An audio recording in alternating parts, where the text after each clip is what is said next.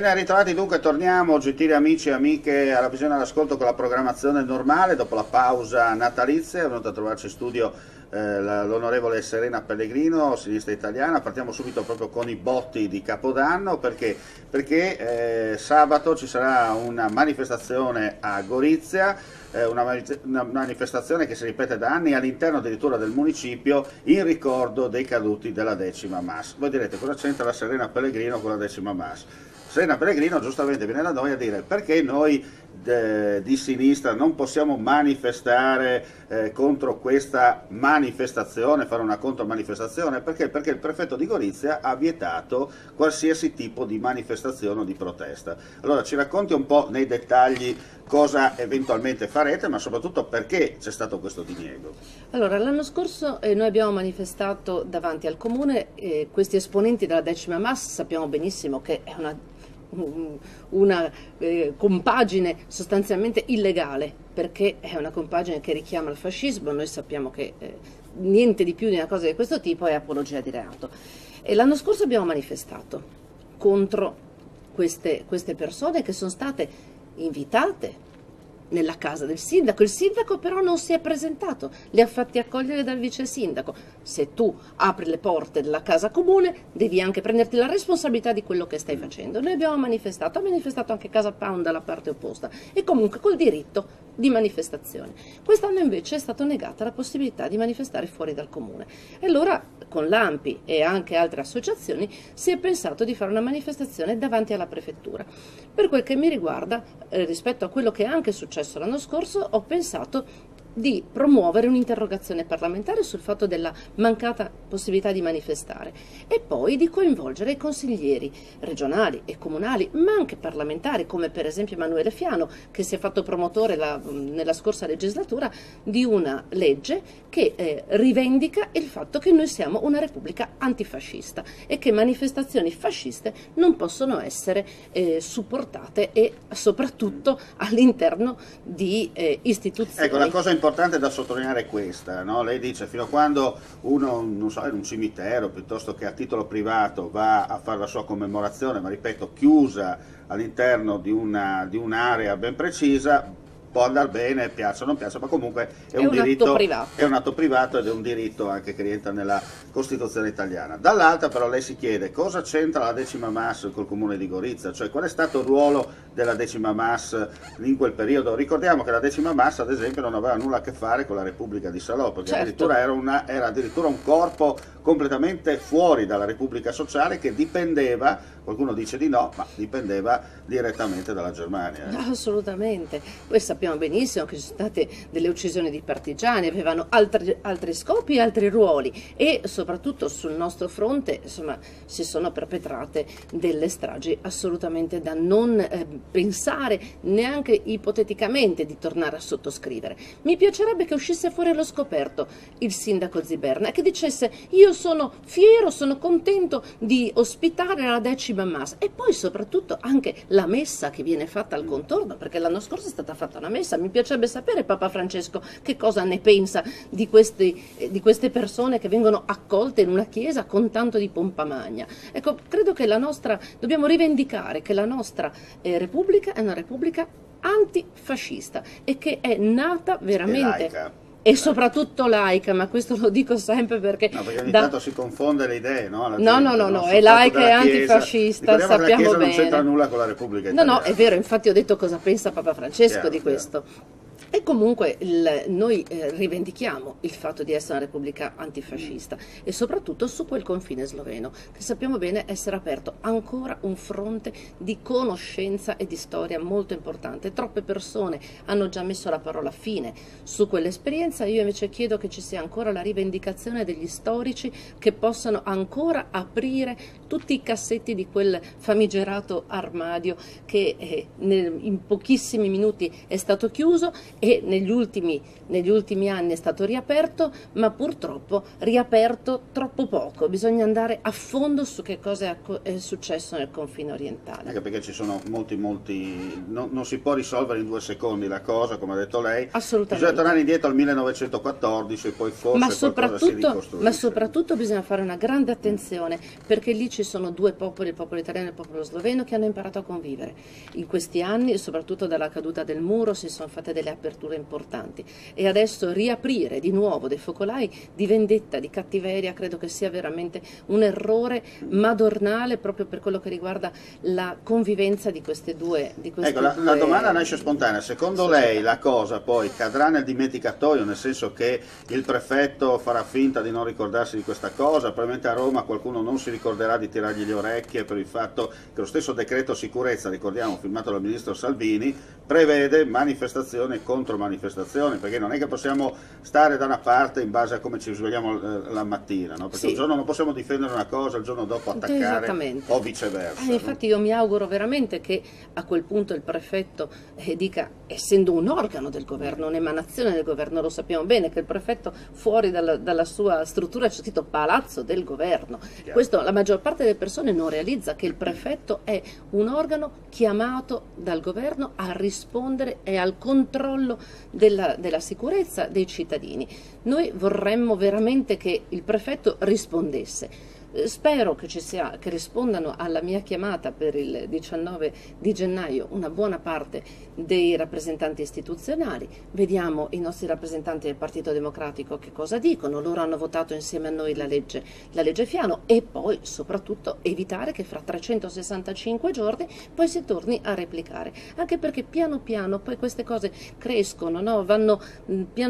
Spesso la sinistra, questo ha un grosso difetto, perché nella sua ipertolleranza, che va bene perché ritengo che ci debba essere alternanza, che la destra debba esistere, che ci deve essere il pluripensiero, ma tante volte si sottovalutano certe manifestazioni. Dico, vabbè, ma insomma, soprattutto un po' magari mi permetta, chi si vanta di essere un rappresentante di un partito di destra che fu, faccio i nomi e cognomi senza nessun problema, il Movimento Sociale, qualcuno che va in giro tipo Casa Pound o Forza Nuova o Via Peresso e quello che volete, che si spacciano per essere gli eredi del Movimento Sociale, falso storico, che lo sanno tutti. Però si continua magari come magari a sinistra qualcuno si vanta di essere il prosecutore del Partito Comunista. Sì, no? O del marxismo. Ecco, e via dicendo.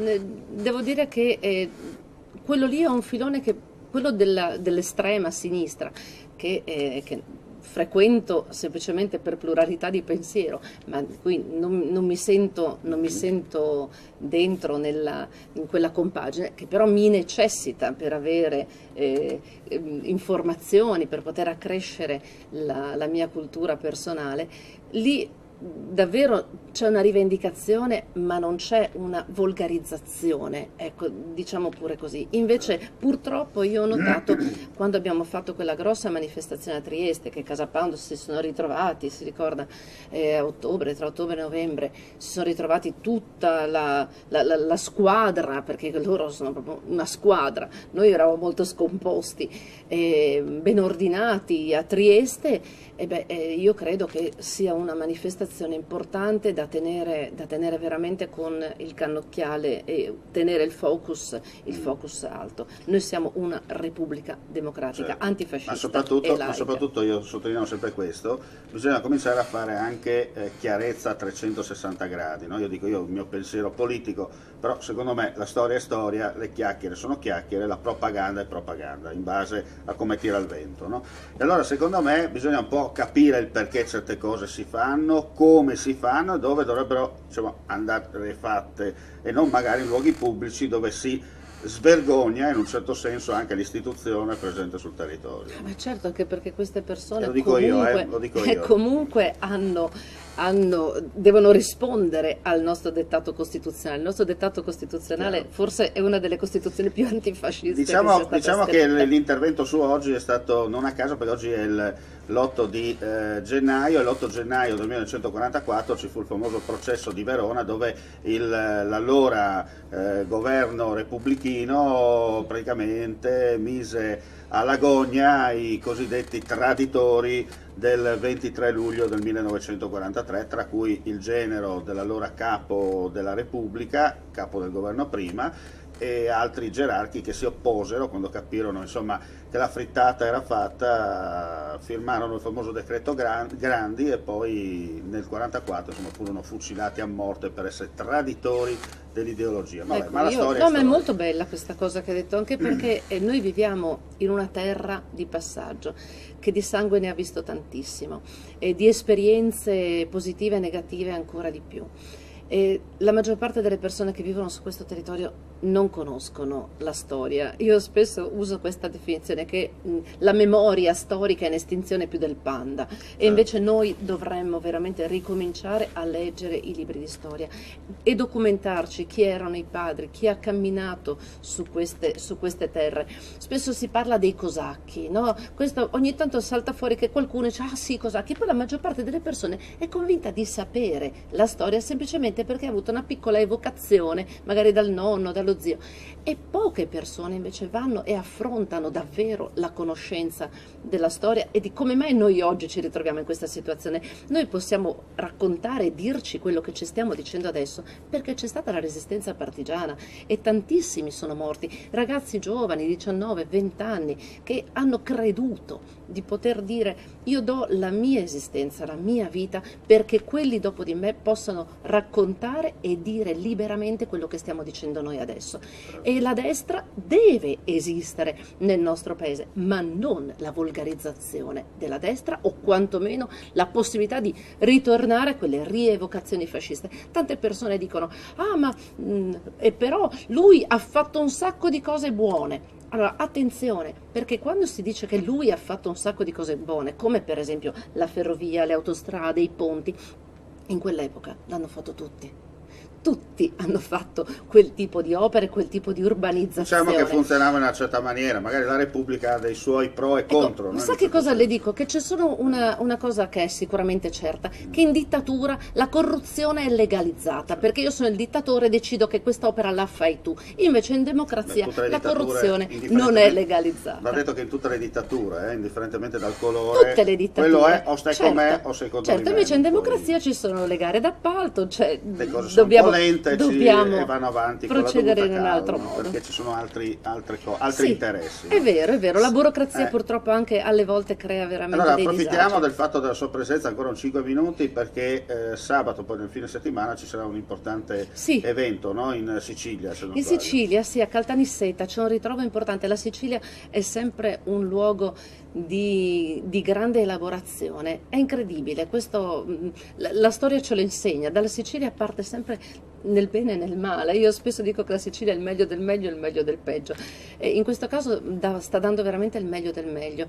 Ci ritroviamo con un gruppo di architetti e di ingegneri per riuscire a comprendere quale sarà il vero ruolo delle libere professioni nei prossimi decenni, perché le iniziative che si stanno facendo in questo momento lederanno tantissimo i cittadini in primis e ovviamente anche il libero professionista come lavoratore, ma soprattutto i cittadini, perché si vuole creare una sorta di nuova società in cui si passa da una società di diritto dove il cittadino ha delle esigenze, ha bisogno del libero professionista che si prende le responsabilità, peraltro sia civili che penali, di quello che sta facendo, perché risponde anche a un albo deontologico, a ritrovarsi in una situazione in cui c'è una sorta di appiattimento totale di quello che riguarda il comparto di mezzo, ovvero quello delle libere professioni intellettuali, che si vogliono mercificare e far diventare operatori economici. Quindi da una parte con la centrale unica di progettazione rientrata all'interno dei comuni e degli enti pubblici, e quindi snaturare completamente il ruolo del libero professionista quale progettista terzo, e quindi completamente fuori dai concorsi che ci sono all'interno delle concorsi nel senso di etimologico del termine, delle pubbliche amministrazioni, e dall'altra le società di capitale, dove Io posso anche non essere né un ingegnere né un architetto, l'importante è che abbia un capitale, mi metto in una società, costruisco una nuova società e prendo a 600-700 euro tutti questi professionisti che poi alla fine sono alla canna del gas, bussano alla porta, e allora a quel punto il cittadino che cosa farà? Ecco, per poter fare magari anche le cose più semplici non avrà a disposizione il libero professionista che si prende la responsabilità per lui. Io ringrazio l'onorevole Serena Pellegrino per la partecipazione, certo che abbiamo mosso una polvere di non poco conto e mi immagino che qualcuno insomma sarà un po' arrabbiato, ma sono tutti e due fronti secondo me. Ma il bello è questo si chiama pluralismo, nel senso dare la parola a tutti nel diritto e nel dovere secondo i codici costituzionali. Questa è una repubblica, se poi qualcuno pensa non repubblica, questa è una repubblica, non repubblica, ecco, giusto per essere chiari. E chi ha capito capisce, e chi intende intende, altrimenti vada in camper. Io ringrazio l'onorevole Pellegrino per la partecipazione, ringrazio voi gentili amici e amiche per la visione e l'ascolto. La Voce del Friuli torna come sempre, stessa rete, stessa ora, mandi e alla prossima.